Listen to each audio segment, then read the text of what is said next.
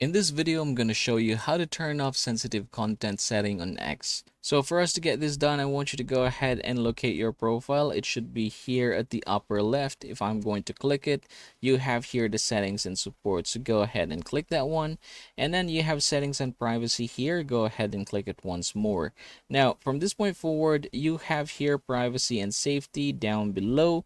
If I'm going to click on privacy and safety, you should be able to see here content you see. Go ahead and click that one. Now, there are a couple of things that we are going to toggle here and there. First things first is the search setting. I want you to go ahead and click it.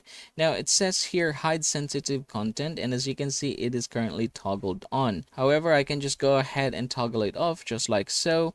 And yeah, it says here this prevent posts with potentially sensitive content from displaying in your search results.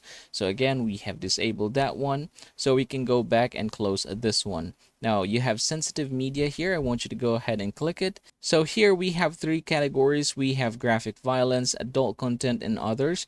And the option that we are choosing here by default is warned. So we can change that by tapping on it and then click never show this. So you can do the same thing for adult content and others. So go ahead and close them all just like so.